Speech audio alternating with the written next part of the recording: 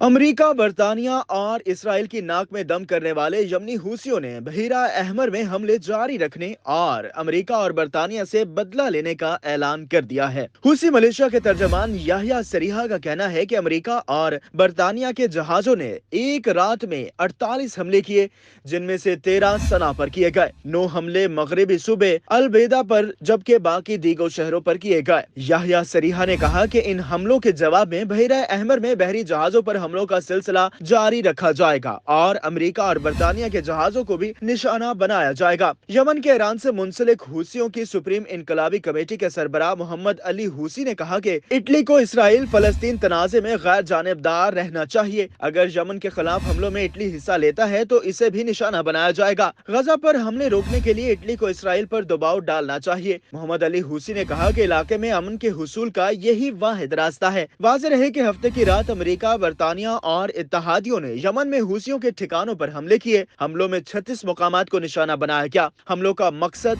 Militia पर दबाव डालना था कि वो बहीरा अरब में तजारती जहाजों पर हमले बंद करे। हमलों के बाद इत्तहादी ममालिक का मुश्तरका बयान ये था कि जिन मुकामात को निशाना बनाया गया वो हूसियों के जेरे कंट्रोल थे और वहाँ पर बड़ी तादाद में असलहे के जखायर मौजूद थे, जिनमें missile system, launchers, air defence system और रिडार भी थे। यमनी हूसियों की ताकत पर नजर डालें तो हूसी जंगजुओं के पास सबसे ताकतवर अफवाज में से एक फौज है, जिसकी मौजूदगी से दुनिया अक्सर चौंक जाती है। वो हर उस बैनुल अक़वामी बहरी जहाज पर मिसाइल दाग देते हैं जिसका इन्हें अमेरिका, बरतानिया, इसराइल से ताल्लुक नजर आता है। हूसियों ने आलमी तिजारत पर अपने असरात छोड़े हैं। कई बहरी जहाजों को हजारों मील दूर तक अपना रुख मोड़ना पड़ता है। अमेरिका की जानिब से उनके अड्डों पर फिजाई कार्रवाइयां बज़ाहिर उन्हें रोक नहीं सकती, बल्कि उन्होंने अमेरिका और बरतानिया से जुड़े अहदाफ के खिलाफ जवाबी कार्रवाइयों का ऐलान भी कर रखा है। इस सारी सूरत हाल में ये सवाल पैदा होते हैं कि आखिर ये हूसी कौन है, वो इतने ताकतवर कैसे हुए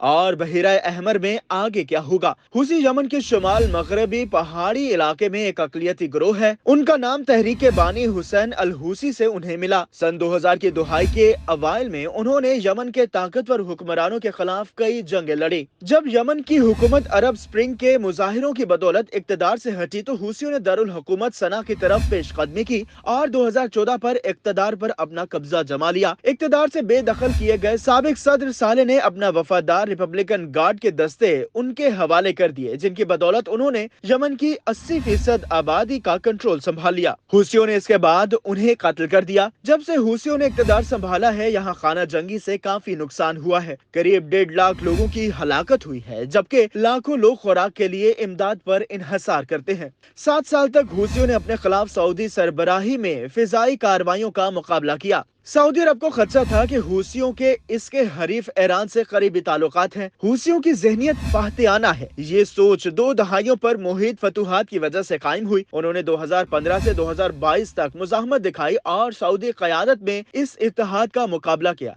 जो सना में आलमी हिमायत याफ्ता हुकूमत का कयाम चाहता था। नवंबर 2023 के वस्त से हूसियों ने इलाकाई अहमियत के हामिल अबनाए बाब अल मंदब से गुजरने वाले बहरी जहाजों को मिसाइलों और ड्रोन हमलों का निशाना बनाया है। इसका मकसद हमास की हिमायत में इसराइल से ताल्लुक रखने वाले हर तिजारती बहरी जहाज को निशाना बनाना था। उन्होंने इस अज़्म का इजहार किया कि जब तक इसराइल गजा में जंगबंदी नहीं करेगा, ये हमले जारी रहेंगे। जब यमन के बहीरा अहमर के साहिल के करीब उन जहाजों के साथ अमेरिकी और बरतानवी जंगी जहाज भी आने लगे तो हूसियों ने अपने हमलों का रुख उनकी तरफ मोड़ दिया। जब से हूसियों ने बहरी जहाजों पर हमले शुरू किए हैं, अमेरिका और बरतानिया ने उनके अड्डों पर फिजाई बमबारी की है। सना में हुकूमती हिदायत पर बड़े पैमाने पर मगरब मुखालिफ मुजाहरे हुए हैं। यहाँ अहम सवाल ये भी है कि हूसियों को उनके मुल्क में कितना पसंद किया जाता है। हूसियों ने शुमाल यमन में अमेरिका, बरतानिया और सऊदी इत्तेहाद की गैर मुल्की फोर्सेज की मुखालफत की है, जबकि इसने गाजा की हिमायत में इसराइल के खिलाफ कार्रवाइयां की हैं। इससे इन्हें मकबूलियत हासिल हुई है। हूसियों के पास ड्रोन्स और दीगर हथियारों की बेइंतहा मकदार है, जो बहरी जहाजों पर हमलों के लिए इस्तेमाल करते हैं। इसकी बड़ी तादाद ईरान की तरफ से छोटी कश्तियों या ओमान की सरहद से सहरा के रास्ते आती है।